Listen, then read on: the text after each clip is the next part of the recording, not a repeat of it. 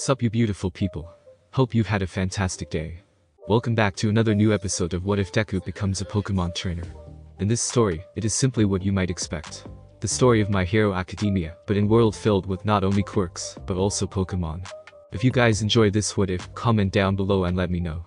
And go ahead and check out other what ifs in the channel, after watching this video. Before we get into it though, don't forget to subscribe and leave a like, and also share this video with your friends. So let's start this video. Third POV. Keep your hands up. And no quirks or Pokemon. Momo and Kyuka gritted their teeth in frustration. How the hell did it come to this? Momo thought angrily. Standing a few meters away, another villain popped out of the ground like a Diglett. The villain was tall, mostly shirtless, but covered by a green set of Kevlar armor.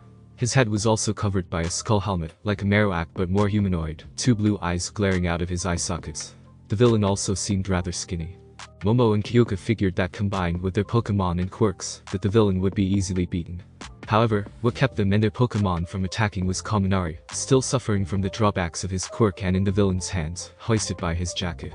What made things worse was his Pikachu, Sparky, who was unlike her dunce trainer. Sparky struggled from her capture only for the Britannian Stunfisk to squeeze harder, the electric mouse Pokemon hissing in pain at the pressure of his grasp, as well as the spikes poking and digging onto his body.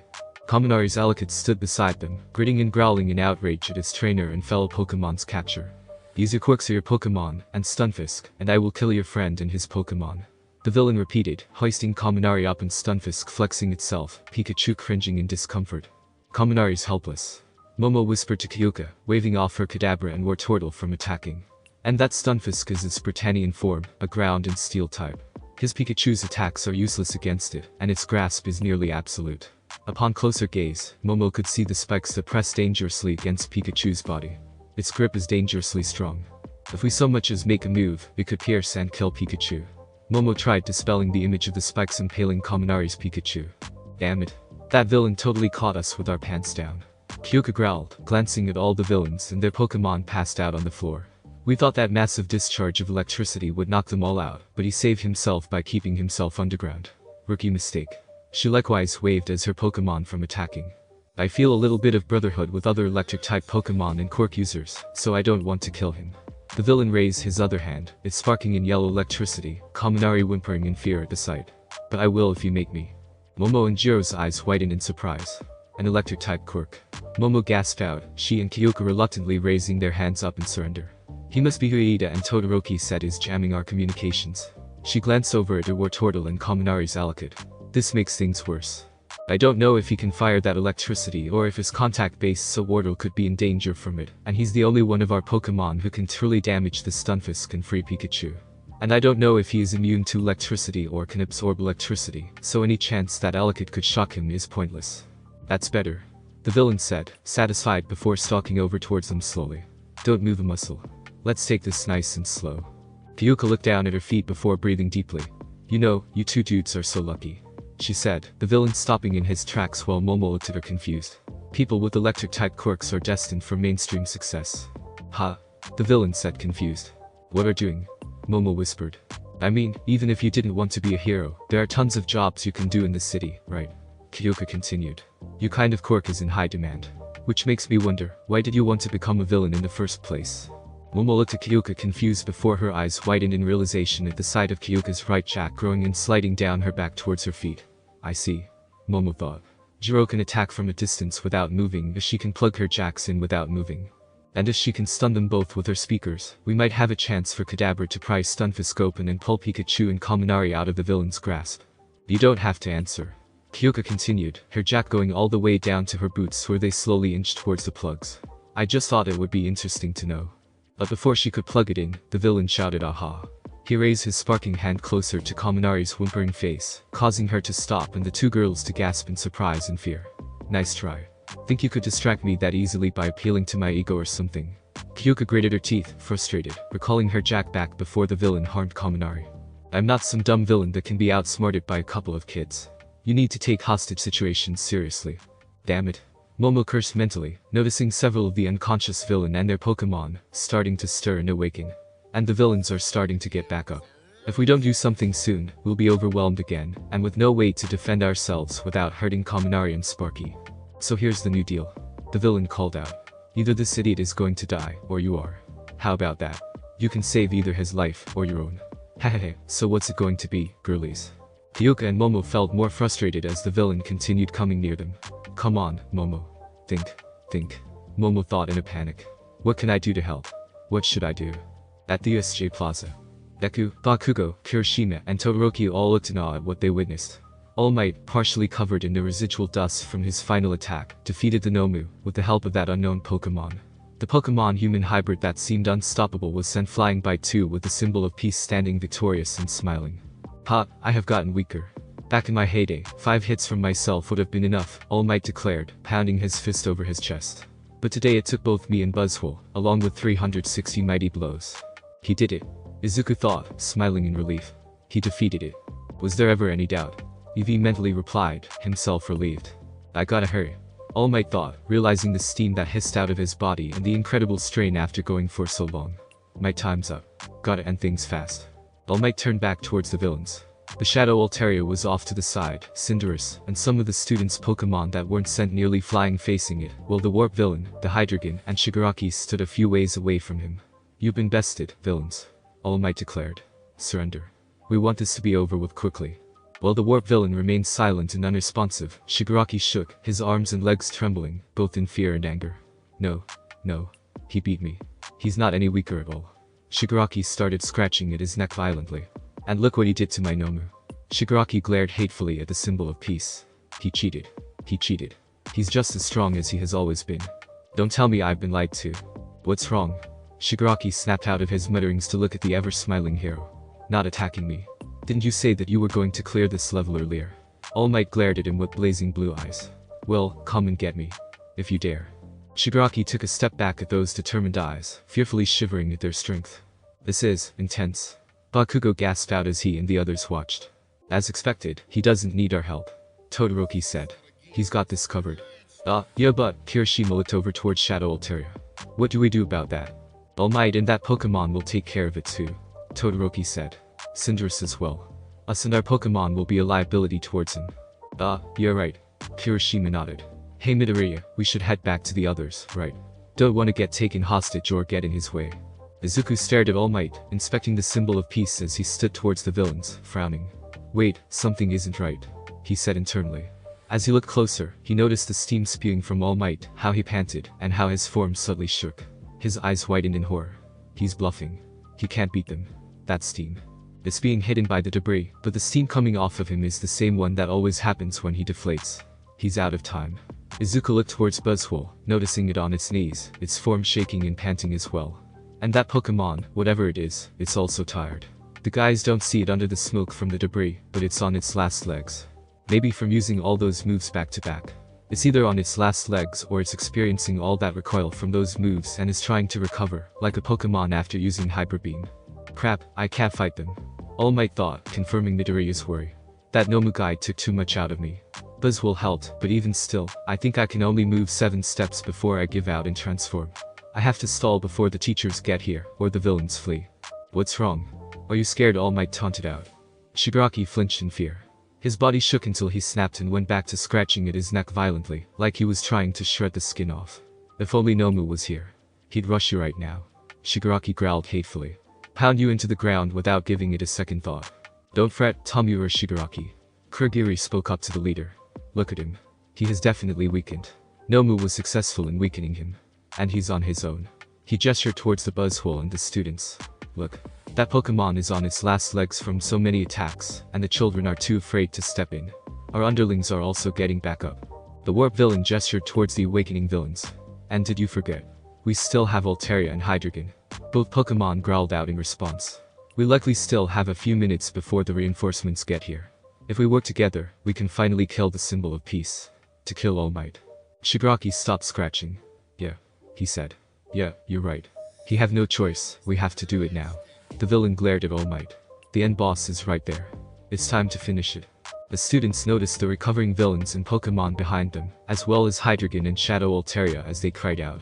All Might and his Pokemon can handle them, but these guys are ours for the taking. Kirishima said, hardening his hands and his Pokemon coming to his side. Let's knock the daylight out of these guys. For once, you're speaking my language. Bakugo said, mini explosions sparking in his hands and his Pokemon likewise by his side. Will you be joining us, Midoriya? Todoroki asked the green-haired teen. Midoriya did not respond, continuing to look at All Might. I'm the only one who knows what's really happening, Izuku thought. He's gone past his limit already. Cinderace has already taken a lot of damage, and that other one is barely standing. There's no way they could stop them or keep up with that warp villain now. If they attack, he's done for. Izuku clenched his fist, green lightning sparking around him. Eevee, Pikachu, Combuskin. Izuku mentally called to his Pokemon, who stared at him. A Shadow Altaria or Hydreigon attack, come at them with everything you got, and don't worry about me. Izuku, what do you mean by thaw? Before Eevee could fully respond, Hydreigon and Shadow Altaria roared and rushed towards All Might, Shigaraki and Kurogiri following in tow. Buzzwole looked up and rushed forwards, clashing against the Hydreigon, its large arms holding back its chomping hand mouths, while backing away from its lead head spikes, clearly holding its already weakened form back, but itself too weak to push back. Cinderace rushed likewise, slamming another blaze kick into Shadow Altaria, sending it, and himself by proxy, away from All Might. So this is it. All Might thought, gripping his fists as he readied a last-ditch effort to attack. Consider this revenge for what you did to Nomu. Shigaraki growled out as he rushed towards him. This is bad. All Might lifted his arms in front of him, taking a stance. Where is everyone? He noticed Buzzwole holding back Hydreigon and Cinderace keeping Shadow Altaria busy. I need backup. Suddenly, All Might and the villain felt a gust of wind, and quickly turned to find Izuku flying towards them, green lightning coursing wildly throughout his body. The guys barely noticed Midoriya move as they looked towards where he flew towards. Midoriya. Kirishima yelled. Izuku. Eevee screamed. Boss. Pikachu called out. You idiot. What are you doing? Combuskin cawed. Him. Shigaraki gasped out. He's fast. Izuku flinched in pain, feeling his right leg flopping in the wind. I controlled it earlier against Nomu, but my leg broke. Izuku quickly thought. I used my leg to shoot me forwards, but I went overboard. But that's alright.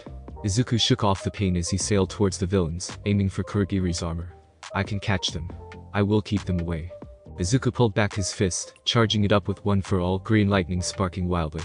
Don't you dare touch All Might. I won't fall for that again. Kurogiri yelled as he and Shigaraki acted quickly, the decaying villain shooting his hand into Kurogiri's portal, the portal opening up and his hand shooting out towards the approaching Midoriya. That hand. Izuku's eyes whitened, remembering what the villain did to Aizawa's elbow. Say goodnight, brat. Shigaraki laughed out. Young Midoriya. All Might mentally yelled. No? Izuku thought, his eyes widening, memories flashing through his mind. Of his mother and tearful, smiling face, his Pokemon and Eevee, Pikachu, and Combuskin, and All Might the day he passed on one for all to him. I won't let it end this way. He thought of the friends he made at UA and before, from Momo, Uraraka, Higakure, Iida, Asui, Mina, Kaminari, Kirishima, the rest of the class, even Bakugo, Serena and their promise. His emerald green eyes turned and glowed blue. I won't let it end this way. As if on instinct or something else, Izuku's left hand shot forward, reaching out towards Shigaraki's hand. His hand opened up, palm outward, Izuku feeling a surge of power, something unknown, yet familiar well up and expand. As the two's hands reached closer, a tiny spark of green lightning lit up in Izuku's palm. Izuku's eyes glowed blue, instinct taking over as the surge of unknown power shot out. Out of Izuku's hand a flash of blue light shot out. All Might flinched and looked away from the blinding light. What is this? All Might cried out mentally. As the light started to recede, All Might looked back, eyes widened and gasping in awe. Clasped in between Izuku and Shigaraki's hands was a blue orb of light and energy, surrounded by wild green lightning, an orb he knew fully well what it was. An aura sphere. Shigaraki howled in pain, feeling like his hand was grasping fire, and tried to pull back. The orb followed as Shigaraki pulled his hand back, the orb sinking into Kurogiri's portal midway. Lightning shot out and engulfed Kurogiri. The warp villain roared out, his body fizzling and shaking as his misty body was attacked by the lightning. Izuku's eyes ceased glowing, widening in confusion and shock over the orb in his hand. He and Shigaraki both pulled their hands back, the orb exploding out in energy and blasting them all back. Izuku tumbled onto the ground, his body shaking. What happened? He thought groggily as he opened his eyes. Why do I feel so tired? Izuku made to stand up, but flinched in pain. He looked at his left hand that he tried to lift himself up with and found it also broken, like his leg. It's broken, but how? Was it because of that orb, that power? Izuku tried to find that unknown power that he felt swell up, but only found a buzzing headache and a wave of exhaustion. What's going on? Izuku snapped out of his thoughts as he looked over to the villains. The warp villain was on the ground, his body cackling in green electricity, and groaning in pain, while Shigaraki was on his knees, clutching his right hand with his left, which notably had his pinky lifted up, the right hand swollen purple and broken, the fingers bent backwards, and it's steaming like he grabbed something hot. Why you broke my hand? Shigaraki growled, glaring at him with eyes of pure hatred. You broke my hand. Shigaraki rushed towards him, madness and rage in his eyes, and his unbroken hand out towards him. You fucking brat. Midoriya. All Might yelled, who made to rush to him. I gotta move. Izuku tried to get up, fighting both the sudden exhaustion and broken leg in hand. But, so tired. Die. Die. Die. Shigaraki yelled as he reached and made to grab Izuku. Bang. Shigaraki recoiled away from Deku, Izuku's tired eyes whitening slightly to see that a bullet went through Shigaraki's hand. Ah! Shigaraki cried out again. The stunned students looked behind them, confused. All Might smiled and looked to the bullet's direction. They're here.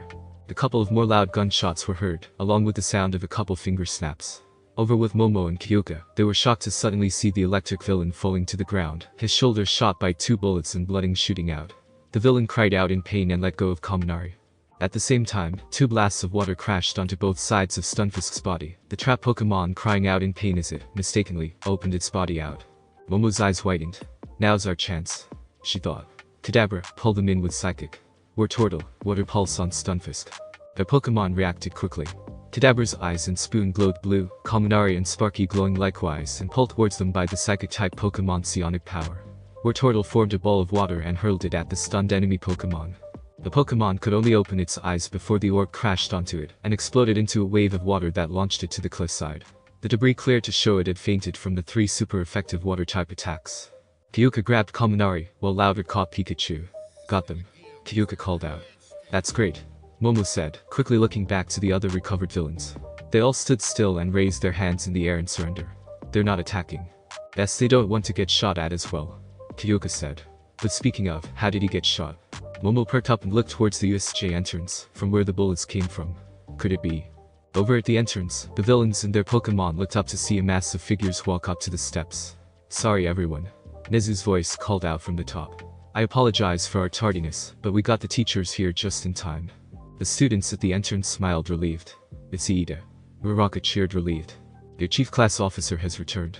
Iida declared, multiple Pokeballs opening and flashing. I have done my duty. And I've brought reinforcements. True to his words, besides Iida were the UA teachers and their Pokemon. From present Mick to Cementus, Ectoplasm, Snipe, Vlad King and even Nezu, perched up on Vlad's shoulder. We've got 3 kids and 6 of their Pokemon in the mountain zone. Snipe informed, spinning his revolver and reloading from the shots he fired, his Inteleon beside him still aiming its fingers towards the zone. Had a little hostage situation there, but the girls pulled through. The villain below attacked them and their Pokemon rushing up the stairs towards the teacher, while others fired on them with their projectile-based quirks and moves. Present Mick stepped up, his XSplit beside him. Mick pulled his head back before screaming. Yeah. Beside him, XSplit roared out a powerful boomburst, the 2 supersonic screams blasting back the ascending villains and Pokemon, and incapacitating the rest who clutched their ears in pain. Ectoplasm opened his mouth up and out came smoke which split and formed into multiple copies of Ectoplasm who flew towards the villains. His Jinger jumped into the air and created duplicates of his own with double team, and flew beside his trainer's copies. Our priority is to protect all of our students, and to swiftly deal with that Pokemon, Nezu ordered. Yes sir. The teachers complied. Probit, help All Might Cinderace deal with that thing. Vlad King ordered, to which the bat Pokemon nodded and flew. You too, Salazzle. Midnight said, her shiny Pokemon jumping and running towards her destination. As the 2 Pokemon raced towards Cinderace fighting against Shadow Altaria, Salazzle exuded purplish gases from its body, causing the Pokemon and villains to cough and even pass out. Probit flew quickly, going behind the distracted Shadow Pokemon. Its top, larger wings glowed purple and slashed the Shadow Altaria with cross poison.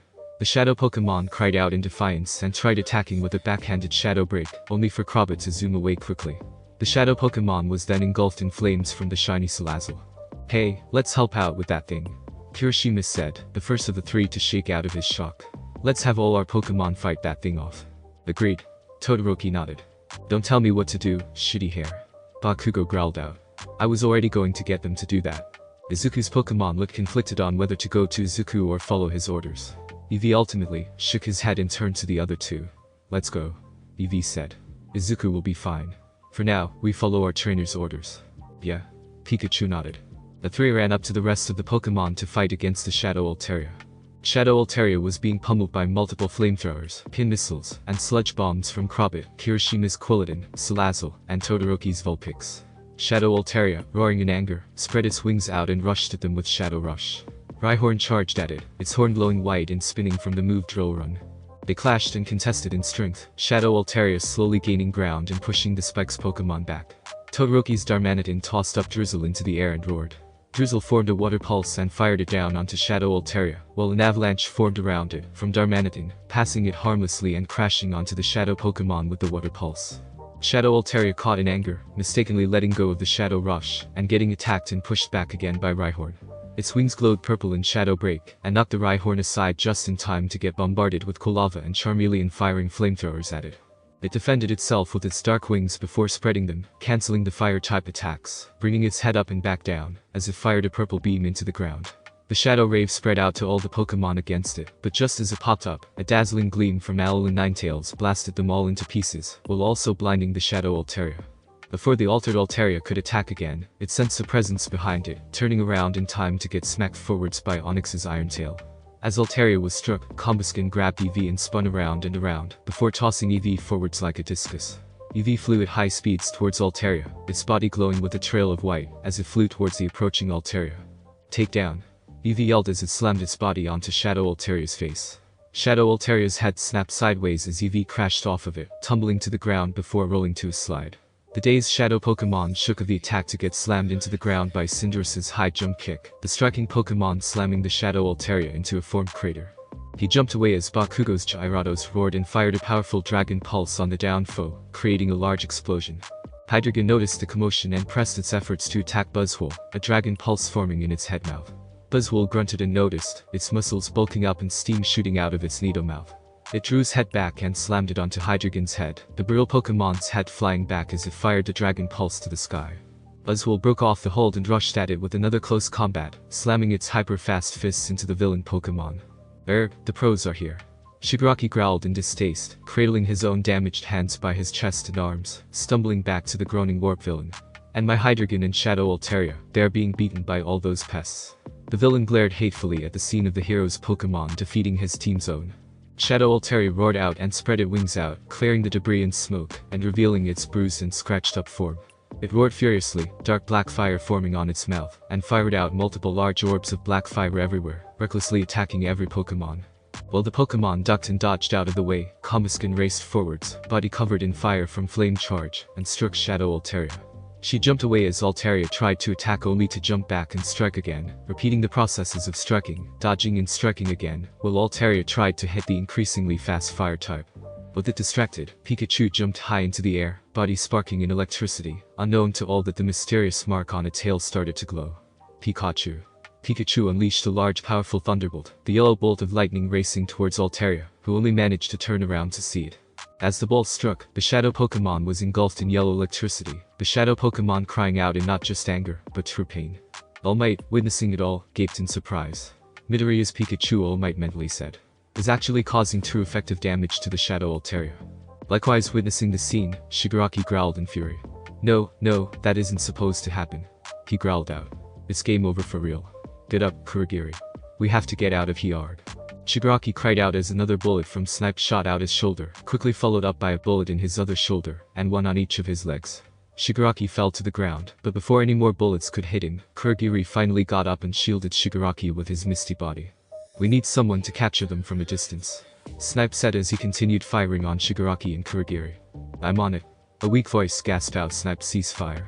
Krabit slashed with cross poison at Shadow Altaria, pushing it to Salazzle's Flame Lash, and finally onto Cinderace, who blaze kicked Shadow Altaria back, the Shadow Pokemon steadying itself in midair. It panted tiredly as all the hero Pokemon stood against it. Its eyes glowed red and roared loudly, its body glowing in growing dark ore. That doesn't look good. Kirishima muttered.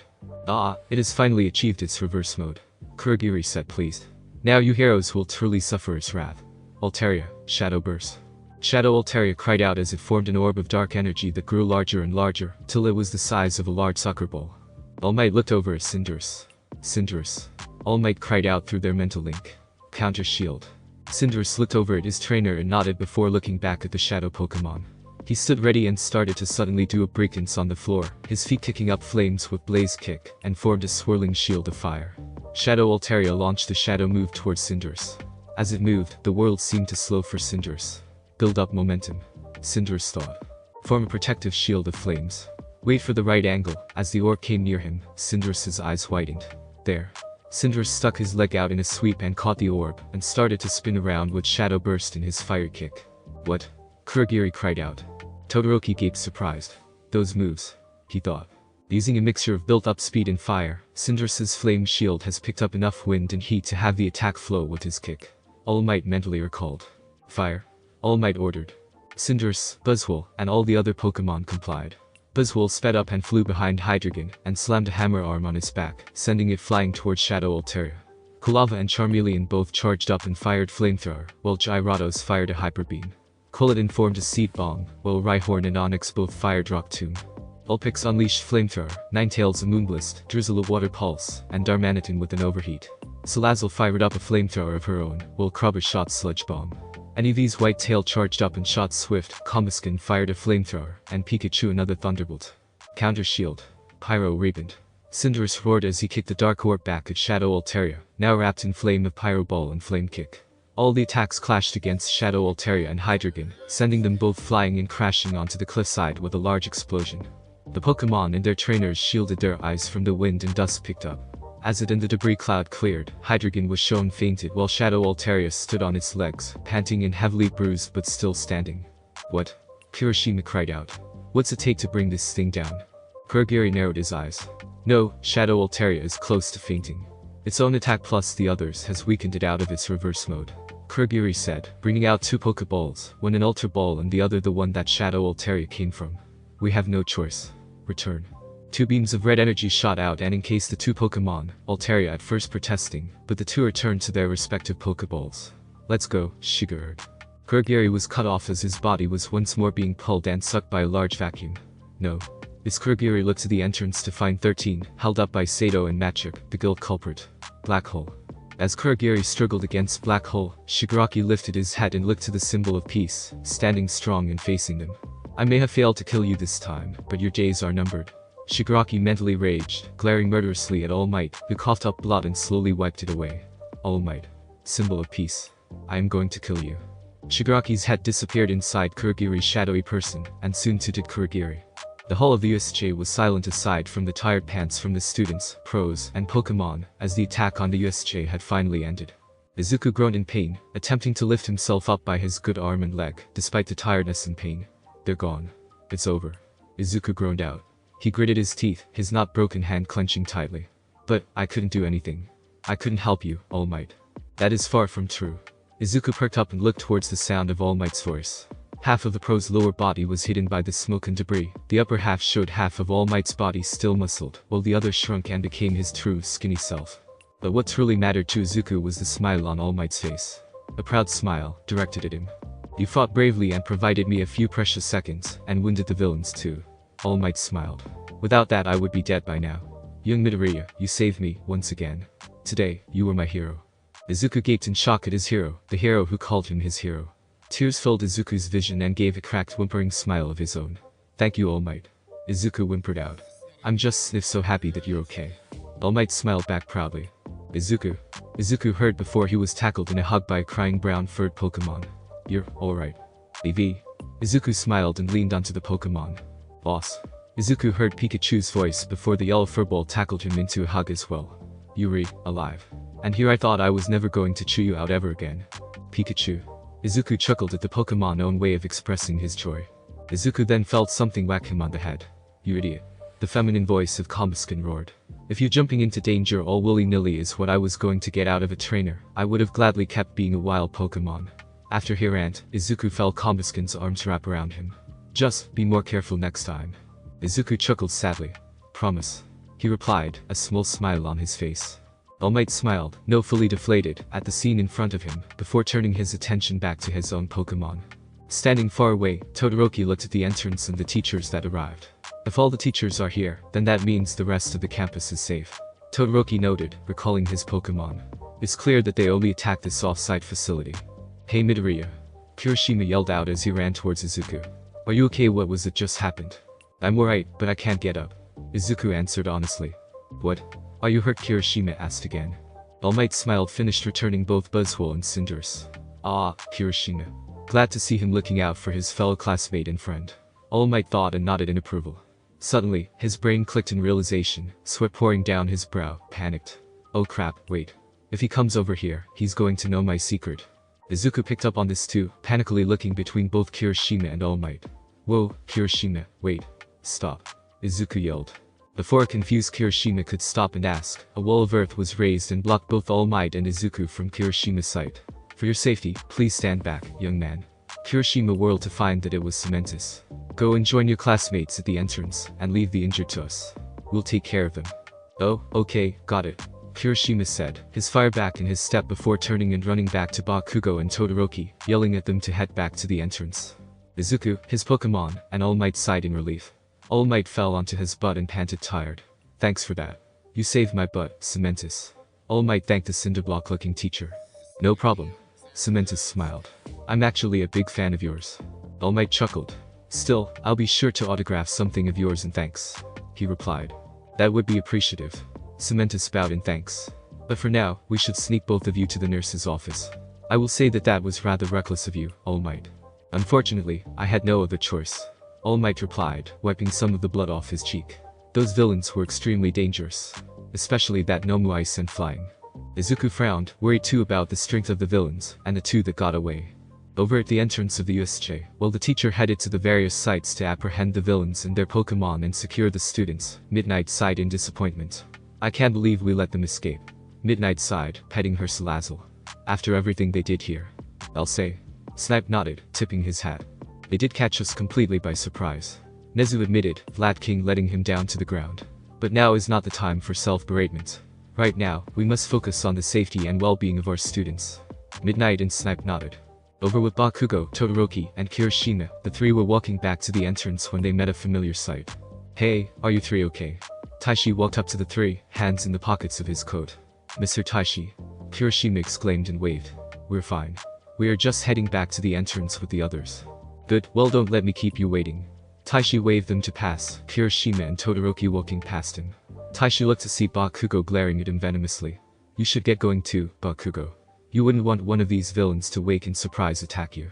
Bakugo gritted his teeth and growled. Don't look down on me. Bakugo roared out.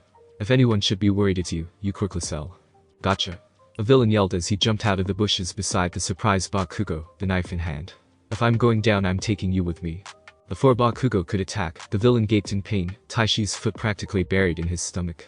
Hands still pockets, Tashi lashed out a roundhouse kick to the head, and sent the villain flying to a tree, the villain slumping unconscious.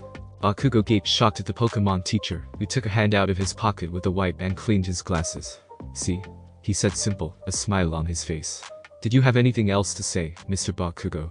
Bakugo snapped out of his shock, opening his mouth to give the teacher a piece of his mind. Teacher be damned, only to be cut off by Kirishima's call. Hey Bakugo. Hurry up. I'm coming. Bakugo yelled back. He turned back to the quirkless teacher, only to find him already walking away towards the plaza. He growled and marched off to the others. Lucky. He grumbled. As Bakugo marched off, Tashi looked back and examined Bakugo, his eyes glowing blue.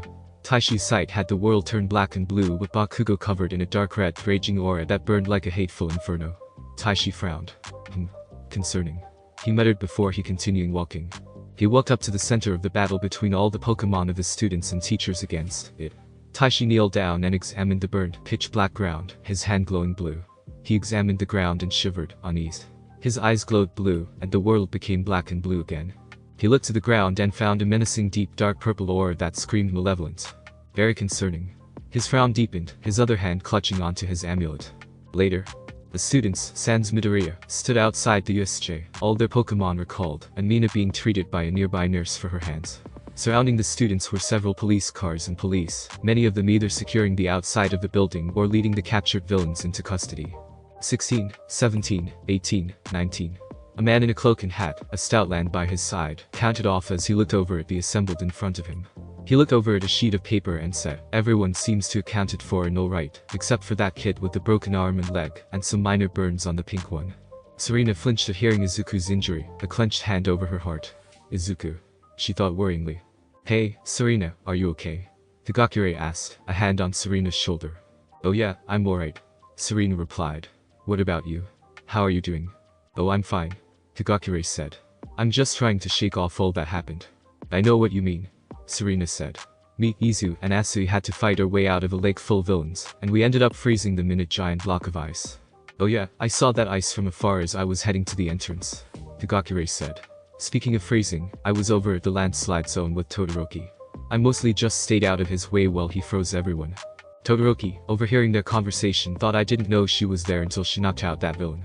I need to better train my awareness, Todoroki thought. His thoughts then turned back to Cinderace's final attack. Those moves. That technique. Todoroki recalled his Pokemon with Midoriya and Pikachu's counter shield technique against his Ninetales. His eyes narrowed just like with Midoriya. Aren't you all worried about Ma? Aoyama posed dramatically. Where was my sparkling light? Interesting. So the guys you fought were also low-level thugs. Tokoyami talked to a group of Kirishima, Ojiro, Kaminari, and Koda, completely ignoring Aoyama.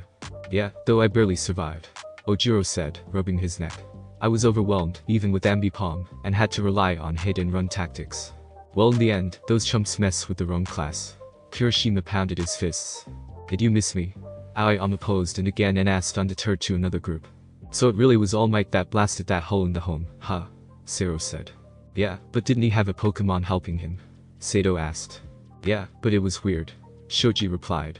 It sounded like no Pokemon I ever heard before, but it must have been strong if it helped All Might defeat that large purple villain. Where you think I was? Aoyama asked again to Asui, who actually listened. Where? Asui asked. It's a secret. Aoyama posed again dramatically. Asui shrugged the flamboyant teen's drama. She thought back to Midoriya creating that whirlpool in the shipwreck zone, his insistence to help Aizawa, and swiftly defending her from Shigaraki and Inomu with such power and courage. Ribbit. She croaked again, a tiny blush on her face. Let's get these kids back to the campus. Asui turned to see the detective in a trench coat speak to a police officer. They've been through enough. We can save questioning for another time. Detective. Asui hopped towards the detective. What about Mr. Aizawa in 13? The bones in his arms are splintered, and he has facial fracturing. The detective pulled out a phone where a doctor spoke, the doctor's voice broadcasting in Aizawa's hospital room, the insomniac teacher wrapped up completely in bandages, and his capture scarf torn and bloody. Fortunately, there doesn't seem to be any serious brain damage. However, his orbital floor has almost been completely destroyed. So, we have no idea if his eyesight will be impaired when he's all healed up. Well, you heard the man, the detective said grimly. Ribbit. Asui croaked sadly, guilt flooding her conscience for not helping sooner. Then again, what could we have done against a creature that All Might struggled against? What about 13? Mina asked worried, her hands bandaged. And their Pokemon? Oh, there's no need to worry there, the detective said reassuringly. Despite some severe laceration to her back, 13's going to pull through just fine. As for Aizawa's and 13's Pokemon, they sustained heavy wounds, but with some healing and rest, they'll be okay. Mina sighed in relief. Oh, and All Might is also alright, the detective pointed out. He's in the nurse's office, being healed up by a recovery girl, so he should be okay. What about Deku Izu? Muraka and Serena asked simultaneously. The two glared at each other competitively, while also receiving a glare from Momo, a teasing smile twitching eyes from Mina, a jealous grumble from Higakure, a slightly jealous croak from Asui, and a raised eyebrow from Kyuka. How's Midoriya? Iida jumped in asking, oblivious to the girls glaring at each other. Midoriya? Oh, the green-haired kid, he's doing fine, the detective said. Recovery girl's also taking care of him. He's going to be fine. The group calmed down and sighed, relieved. Thank goodness. Uraraka sighed. Bakugo scoffed, uninterested. What was really going on in the blonde's mind was back during when Deku launched away to help All Might, he could barely see him move, and it made the teen more insecurely angry. Adding to that anger was that sudden attack that Deku unleashed on the two villains, that ball of energy. Alright, let's get you all back to class, the detective said, snapping Bakugo from his thoughts at the class agreement. As the class started to leave, the detective looked to a fellow officer nearby, this one having a head similar to a skitty. Sansa, I still have some business in the nurse's office, the detective informed. I'll leave the rest to you. Yes, sir. The Catman saluted. He looks like a shitty. Mina noticed and muttered. Oh, look at his bell. Uraraka quietly cooed. Meanwhile, still inside the USJ, Nezu looked over the destroyed surroundings and remnants from the large battle. Midnight and Snipe stood beside him as he inspected. We need security improvements, Nezu said. Perhaps an entire system overhaul. Agreed. Snipe nodded. Warp quirks are pretty rare, Midnight said. Warping abilities are common with psychic-type Pokemon like Abra, and we have measures against them, but a villain with a similar quirk is something completely different, and changes things. It's frightening to know a villain has such a power. Nezu's smile dropped to a frown at the mention of the warp villain and the Pokemon that he seemed to possess. The Spiritomb and the Shadow Pokemon. The latter was frightening and disturbing enough, the implications and dangers that came from that creature, but the Spiritomb was also a disturbing addition. Spiritombs are even more rare than warp quirks, and highly volatile either in the wild or in the wrong hands. Nezu thought. The only trainers I know to wield the other, very few, Spiritoms are the China Elite Four member and Japan's newest champion. Nezu thought of the two, the silhouettes of two females coming to mind. But for another Spiritom to show up, there have been at most 5 confirmed Spiritoms to exist out in the world, and those were said to have the only ones. But this Spiritom, in the hands of the villains, could it be another one, or could it be? Nezu made sure to remind himself to have a talk with Tashi after this. Outside, the detective was about to walk to his police car when a blue-haired female police officer ran up to him. "Tsukauchi, sir," the officer said. "Someone thought to be involved in this attack was just apprehended in a wooded area nearby." "Officer Jenny, report," Detective Tsukauchi ordered. "It doesn't appear that there are any injuries on his person and is complying with officer commands, though hasn't said a word so far." Officer Jenny reported, showing him a video of Nomu being dragged away in cuffs and bands. "We are unsure of whether it can speak or if it is even human or Pokemon." Tsukauchi's Stoutland growled upon looking at the Nomu, clearly offended by the creature's mere presence. Tsukauchi hummed, thinking over what to do with this creature before noticing Nezu, Midnight, and Snipe walking out of the building. "Oh, Principal," Tsukauchi walked up to the three, removing his hat in greeting. "I'd like to investigate every inch of the school, just to be safe." "Of course, please do," Nezu happily chirped. "You'll have full access to the campus. We will definitely need assistance in this matter. I don't care who makes a fuss, you have me blessing." Tsukauchi nodded pleased and looked to his men. "Teams, proceed as planned," he ordered. Just before he could walk away, Tashi spoke up and asked, "Mind giving me a lift to the campus, detective? I'm afraid I also have some business to deal with All Might and Midoriya." "Sure. Hop on." Tsukauchi nodded and directed Tashi to the car. "What's that about?" Midnight asked, curious. "Oh, I'm sure that Mr. Tashi is merely curious about the altered Altaria from before," Nezu said in a half-lie. "At Yue High Grounds." The light of the setting sun cast the room of the nurse's office in orange light and shadows. Izuku and All Might laid in the 2 beds, the latter stripped to his pants and his naked torso wrapped in bandages, along with his forehead. Izuku's broken hand and leg were in a cast. The Pokemon restoration machine had its 6 slots filled with Izuku and All Might's 3 Pokeballs each. "Well, I guess I won't scold you for him getting back here, since it wasn't your fault," Recovery Girl sighed. "Plus, you're in no shape for my scolding either way." Truthfully, Izuku was currently better off than All Might. As he and All Might were getting taken to UA, Eevee used Heal Pulse on Izuku and then All Might declining treatment from Eevee, till he was sure Izuku would be safe to be healed on by Recovery Girl. After Eevee healed Izuku up a bit, he did the same with All Might, though to a lesser degree, already tired after using Heal Pulse on Izuku, and the fight against Altaria prior. Izuku was just happy that Eevee didn't put up such a fight to get back into his Pokeball, and be healed rather than dote on him for every second. "I can't be sure yet, but I think I shortened my time limit again," All Might said grimly. Izuku's eyes widened in alarm. "Buzzwole helped share the load of the fight against that Nomu, but I still went past my limit," All Might explained. "I hope I can at least hold the form for an hour or an hour 30. "I'm sorry," Izuku apologized. "Hey, no need to apologize, these things happen," All Might said, sitting up in his bed, showing more of the wrappings around his body, drawing looks of worry from both Izuku and Recovery Girl. Izuku frowned in worry at All Might, but then noticed the recovery machine showed an image of Buzzwole, and looked at the strange Pokeball All Might used to bring it out.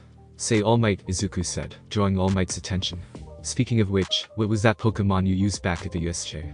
I have never seen a Pokemon like that before, much less see you use it. Is it some kind of legendary?" All Might frowned at the question and looked to the unique Pokeball too. No, it's not a legendary." All Might paused before continuing. "It's an Ultra Beast." "Ultra Beast?" Izuku repeated confused. "I'll tell you more about it later, but the gist is that Ultra Beasts, like Buzzwole, are not like regular Pokemon, nor are they legendaries or even mythicals," All Might continued. "So, there are more of them?" Izuku asked.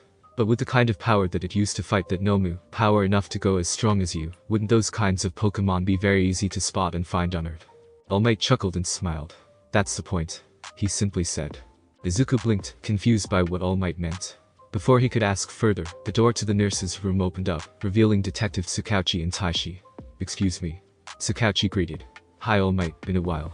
"The hell?" All Might gasped out, coughing up blood. "I didn't know you were investigating." "Mr. Tashi?" Izuku looked to the white-haired teacher. "Midoriya, All Might," Tashi greeted back. "Wait, All Might, is it okay for them to see you like this?" Izuku asked, worried. Yeah, it's fine, young Midoriya." All Might waved away Izuku's worry. "All the teachers know how I look like in this form, although only Nezu, Recovery Girl, and Tashi are the only ones who know about One for All. As for him, this is Naomasa Tsukauchi, my best friend in the police force. He's legit, I trust him too." "Heh, that's quite the introduction." Naomasa chuckled before bowing in greeting. Nice to meet you, Izuku Midoriya. I was curious to meet Toshinori's successor. Izuku smiled and nodded back. Anyways, I'm sorry for cutting to the chase, but we could really use any information you have on the situation. Namasa said, his face turning grim. Especially regarding this Nomu you fought, and the altered Altaria. I likewise would appreciate any information you have on it, too. Tashi stepped in. As a Pokemon researcher and teacher, it's important to note what the villains had done to turn the Altaria into something detestable. Yeah, sure. All Might said. But first, can you tell me if all the students are okay? And Aiza were Eraserhead and 13. Namasa smiled assuredly. Not counting Midoriya, the only student injuries were scraps and bruises, although one had some burns on her hands, though she should be fine too. And both of the teachers are in stable conditions. They'll pull through. Mina. Izuku immediately knew that she was who was burned. His thoughts turned to the rest of the class and sighed in relief that they were fine. That's a relief. All Might sighed as well. We should be relieved that you were there, All Might. Tsukauchi said, looking out the window to see the students walking up to the building, a few of the girls running. You, Eraserhead, and 13. If you three didn't sacrifice yourselves so much, I shudder to think what would have happened. You three saved that entire class of kids today. You aren't seeing the full picture, Tsukauchi. All Might replied. Those students also risked their lives today. They fought just as bravely as us. In fact, young Midoriya, Bakugo, Todoroki, and Kirishima too all helped me break free from Nomu's grasp at one point. And just when it seemed that I was done for, young Midoriya here stepped up and saved me from the villains. I would definitely be dead if it weren't for him. Thank you, All Might. Izuku said, smiling touched. All Might looked out the window too and smirked. I believe no hero course has ever faced a crisis such as this early into their training. All Might continued. They risked their lives and learned what it truly means to be a pro. I'm sure of it. They will be great heroes someday. Everyone smiled, nodding in affirmation. I'm sure of it too. Tsukauchi nodded. But how about we move you to another room? I'm sure the students are on their way up here to see Midoriya, and I don't think you should be here when that time comes. Oh crap, you're right. All Might cursed. Yeah, let's go. Help me up, please. Tsukauchi helped All Might to his feet. All Might looked at Tashi and asked, you coming? You two go on ahead. Tashi replied. I would like a word with Midoriya first, about what happened when he saved you from the villains. All Might noticed the look in Tashi's eyes, realizing that whatever he was and can do, Midoriya's action was a part of it. Yeah, sure. All Might said. Just tell me later, okay? Agreed. Tashi nodded in agreement. As All Might and Tashi walked out, Recovery Girl sensed that she wasn't needed and got up too. I should go too. Recovery Girl said. Better make sure the idiot doesn't hurt himself anymore. Call for me if anything happens. And with that, Recovery Girl left as well. Mr. Tashi, what was it that you wanted to talk about again? Izuku asked. Tashi turned to Midoriya with a both calm and yet serious expression. It's about what happened during your time at the USJ. Tashi replied. About the Nomu and the attack you created against the villains. Izuku froze, thinking back to his fight with Nomu, the memories of it that flashed in his mind, and the blue sphere he created. He froze up, unsure of what to say. If you are worried about the truth of your quirk, there is no need. Tashi said. As All Might said, I am fully aware of the truth behind One for All. Izuku sighed, relieved before speaking. When it all happened, when the villains first came, I felt a bad headache. Izuku started. Afterwards, Izuku told Tashi everything. Every detail he found important. Every major occurrence that happened. His experience with Nomu, Nomu's true origins, Shadow Altaria and the feeling it drew from him, and finally the blue sphere he formed. After he was done, Tashi was quiet, seemingly digesting every bit of information. Though it was hard for Izuku to see what he was thinking of, the man's poker face was perfectly solid, no hint of emotion on his face, as Izuku recalled to him everything. So, do you know what's going on? Izuku asked. Do you think that it has something to do with One for All? Maybe. Tashi said. You said after the aura sphere you created, your hand broke, much like how they do when you use 100% of One for All. Perhaps it's gathered up power over the generations, either boosted your own power or you tapped into the aura of the power instead of your own. Aura sphere. Or? Izuku questioned. Like the same aura that All Might said has been passed down through One for All. Yes, however there is so much more to aura and yourself that you don't know yet. Tashi replied cryptically. Huh? Izuku said, his face scrunched up confused. Pardon me, I believe now is not the time to have this discussion, not after such a difficult experience you had today. Tashi said, walking closer to Izuku. Perhaps it is best that we continue this topic of conversation for another time, when you and your classmates are all better. Yeah, I guess. Izuku nodded, still curious about what Tashi was talking about. Well, until then, if anything else like this should happen, give me a call. Tashi said, as he handed Izuku a calling card. For now, I'll let you rest. Thank you for all the information you gave me. It is appreciated. Izuku nodded, looked at the card Tashi gave him. It was blank white except for both Tashi's number and a blue symbol, one that made Izuku's eyes whitened. A circle with an X crossed diagonally on it, 18 diamond points circling the circle. Izuku's mind was bombarded with realization.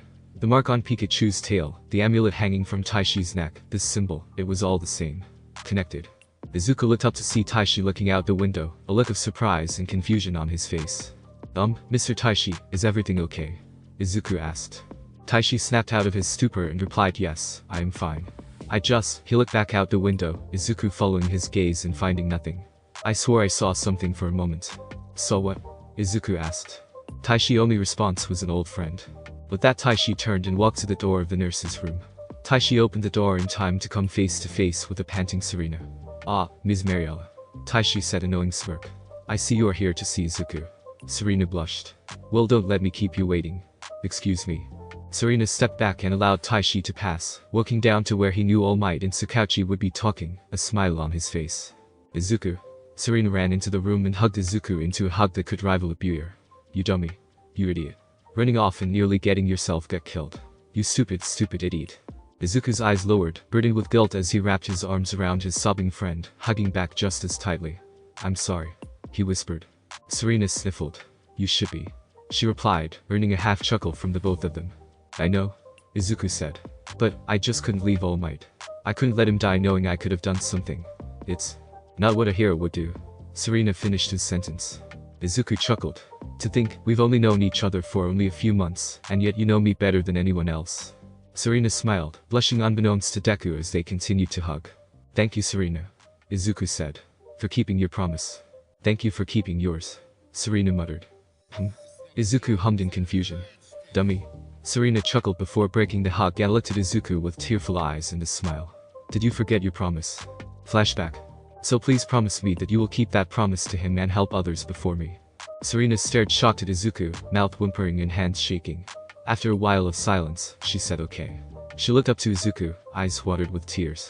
I will. I promise. Izuku's eyes lightened and he smiled warmly. Thank you, Serena. Izuku thanked. But Serena lowered her head and said, you have to promise me something too.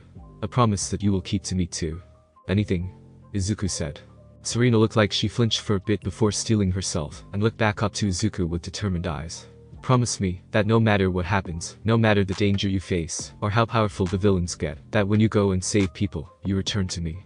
You come back to me, alive and well. That you will always win and stand victorious, so that you can come back to me alright. Izuku was taken back at the strength in her eyes, strength that would make Gyarados flinch in terror. Izuku smiled, touched by her friendship, and said, I promise. Till this day and not even my dying day will make me break this promise to you. I promise to come back to you. Flashback over. Izuku's eye blinked at the memory before smiling. Never. Serena smiled. She raised her hand and traced an X over her heart. Cross your heart. She asked, placing her hand over his heart. Izuku smiled and repeated the action, placing his hand by her shoulder, holding her hand and she his. Cross my heart. The two smiled at each other, unaware of Serena's body subconsciously shifting towards Izuku. Suddenly, the sound of a Pokeball opened up. Suddenly Izuku's face was blasted by a stream of water. Piplup. Serena yelled, chastising at her partner Pokemon, who laughed at Izuku's misfortune. Soon Izuku chuckled and laughed, followed by Serena, their laughter contagious. Deku. Izuku. Easy. Midori. They both heard and were soon tackled by the combined hugs of Uraraka, Momo, Higakure, and Mina. What would follow would include the four girls worrying and fussing over Izuku, and a few harsh, but caring beratements from Momo. That would follow by the rest of the class showing up and asking if he was okay, a few beratements from Iida as well, and even a silent nod from Todoroki, all the while Bakugo just stood outside, scoffing before marching away in a huff. The only ones to notice being Kirishima and Izuku. Izuku sat around as his friends told him all of what happened to them, how they got out alright, and asking him if he was okay. Izuku smiled warmly, happy to see he found his place in this world. He remembered an old pre-Quirkier philosopher say a phrase that felt appropriate at this time. The two most important days in your life are the day you are born, and the day you find out why. While Izuku talked with his class, outside, a small invisible figure floated and hid behind the trees, looking at Izuku. The invisible creature giggled as it floated away. Elsewhere. At a dark, barely lit bar, the orange light from the bar lighting the room orange and red, a darky, swirling portal manifested. Out of the portal was an injured Shigaraki, grunting in pain as pain spilled and pooled on the floor from where he was shot. The swirling mist receded to reveal Kurogiri, his physical form unhidden by his misty form to reveal a tall, lanky man in a bartender outfit. His head and hands were still the same swirling black and purple mist. Ow! Shigaraki groaned, mistakenly trying to grip the floor with his right hand, forgetting it was broken. Shot at both arms and legs. A hand shot through and another broken. All those underlings wasted. Even Nomu and Altaria were beaten. We failed. Those kids were so strong. Erg. And the symbol of peace wasn't weakened at all. Shigaraki looked up to an old television with a glaring red eye. You were wrong, master. So wrong. No, I wasn't. A male's voice spoke out of the television, the screen black with only 2 words S in purple, saying sound only. We just weren't prepared as we should have been. I agree. Another male voice spoke, this one more gruff and hoarse than the first one, smooth and calm. We underestimated them. Thankfully, we failed under that cheap leak of villain's name and not our own. What about the creature the master and I created? Where's Nomu? Yes. The first voice spoke again. Why is he not with you? He was blown away. Kurogiri answered. What? The second voice yelled. It was All Might's sting. Kurogiri continued. Without coordinates to his precise location, I couldn't use my warp gate to bring him with us. We didn't have any time to search for him. This is a travesty. The second voice raged. And after all we did to make him as strong as All Might. It was difficult holding that matching back enough for me to experiment on. What about Shadow Altaria? How did it fare? It too was beaten. Kurogiri responded. It was able to stand against All Might's Dragonite and Cinderace, even beating the former, but multiple Pokemon from the students and heroes, more than a dozen, forced Altaria into its reverse mode, and even then it was pushed back. I had to return him or risk losing him to capture. This is outrageous. The second voice ranted again. That was the pinnacle of Pokemon evolution in science, and it was defeated. Impossible. Well, I guess it can't be helped. Unfortunately. The first calmer voice spoke back up. However, we mustn't forget Kurogiri's words. It took the might of the symbol of peace's strongest Pokemon to defeat Shadow Altaria, along with backup from so many Pokemon to bring it to its knees. That should be seen as quite the success, especially if it were just All Might and his strongest Pokemon. It wasn't All Might's strongest Pokemon that defeated Shadow Altaria, it helped him defeat Nomu. Kurogiri revealed. UB2's Sporption, All Might has it in his possession. He used it against Nomu, and both defeated him. Ah, so that's where it went. The first voice calmly said. Well, that is an expected variable. It was obvious that someone would have obtained it since then. It makes sense it would go to the strongest of the pros. Power. Shigaraki hissed. That reminds me. There was a kid there who tried to protect All Might. He was just as fast as him. Oh? The first voice said, interest in his voice. He jumped in our way, was as strong as him, as fast as him. Shigaraki hissed as he moved his broken hand, remembering Izuku and the ball of energy he made. He made an aura sphere in his hands. He broke my hand. If he hadn't gotten in our way, we would have killed the symbol of peace. That brat. That brat. Naturally, you were upset. The calm voice said. But it was not a futile mission. We have learned a great many things. Yes, quite a great many things. Gather the villainous elite. Take all the time you need. I must remain hidden in the shadows, which is why I need you to be my face, a symbol of your own. Tomura Shigaraki. The voice addressed Shigaraki, who glared at the screen with eyes full of madness. Next time, you will show the world that it should be afraid of you. Elsewhere. In a dark room, lit up by only green monitors and glowing green boxes of liquid, a figure sat in a large chair, his figure hidden while another stood in the shadows, the green light of the screen revealing only hints of a white doctor's coat and green gold-rimmed glasses. So, that was All Might's successor, wasn't it? The gruff rough voice said, coming from the man in the glasses. The boy Tomura said. It's the next bearer of One for All, isn't it? Perhaps yes, but what intrigues me more is what the boy did. The calm voice came from the figure in the chair. It is clear that a chosen is among the first years of UA, and a chosen who wields One for All is a dangerous threat. You wish to eliminate him? The man in the doctor coat asked. No, far too soon for that, and, if I'm right on who it is, I don't want anyone to lay a hand on the boy but me. The figure stated. But for now, it appears that Tomura might need some assistance, now that the chosen are in play. The large hand of the figure pressed a button that activated a red light. Come in. Instantly, a door opened and out came a figure in a black and red trimmed cloak. He walked up to behind the chair of the figure and kneeled. Master. The cloaked figure's young voice spoke. You have need of me. Indeed, I do. The man in the chair said. Or rather, Tomura is in need of you. Go to him when I ask it of you. He will need lieutenants, generals, for the time to come. And you, my boy, will make a fine general indeed. The cloaked man smirked, his blood-red eyes peeking out from the hood of his cloak, venomous purplish-red whispery aura seeping out from his eyes. On the back of his cloak was a symbol. A circle with a broken X on it, 18 broken diamonds circling around it, and one larger, spiky gem surrounded in a dark vortex in the center. Thanks for listening. I do hope you enjoyed. If you want the next part of this video, like, subscribe and comment down below, and turn on the bell notification. And also check out other videos that I have created and enjoy. See you in the next video. Peace.